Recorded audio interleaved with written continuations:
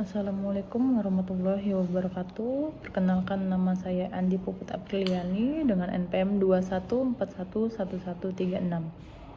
Di sini saya akan menjelaskan tentang overview of international business.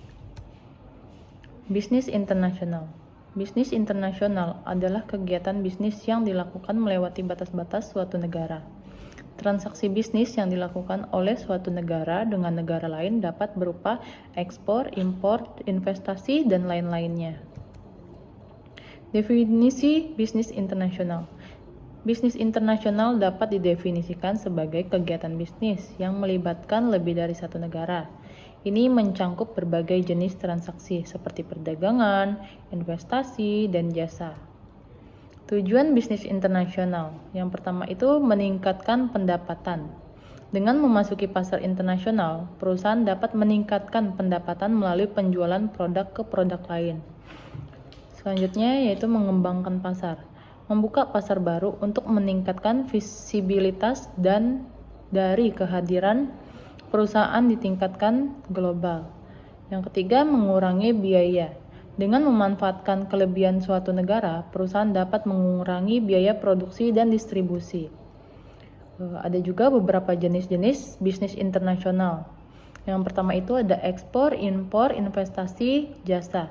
Ekspor itu penjualan produk dari negara asal ke negara lain. Impor, pembelian produk dari negara lain ke negara asal.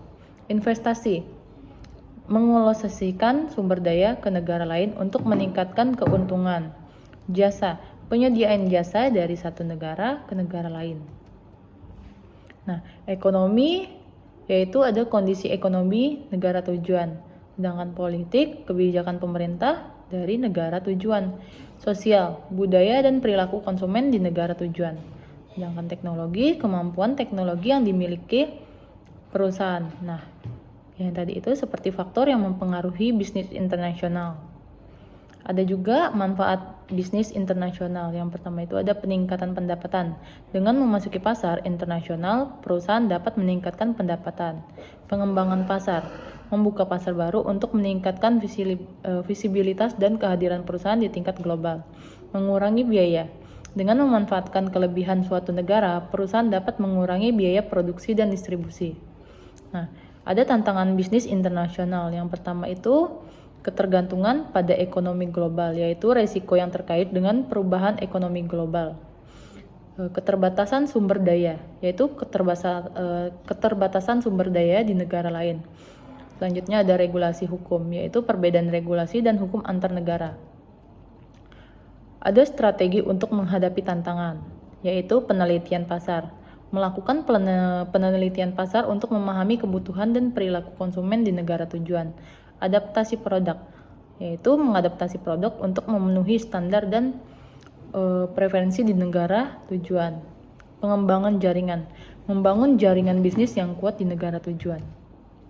Nah, contoh sukses bisnis internasional yaitu contohnya itu seperti McDonald, yang mana mengadaptasi menu untuk memenuhi kebutuhan dan preferensi di negara-negara berbeda. Selanjutnya contohnya itu Nike, membuka pabrik di negara-negara berkembang untuk mengurangi biaya produksi.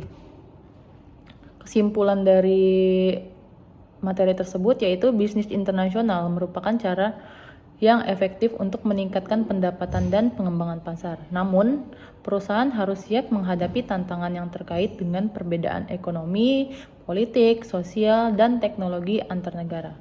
Mungkin itu saja yang dapat saya sampaikan. Kurang lebihnya saya mohon maaf. Wassalamualaikum warahmatullahi wabarakatuh.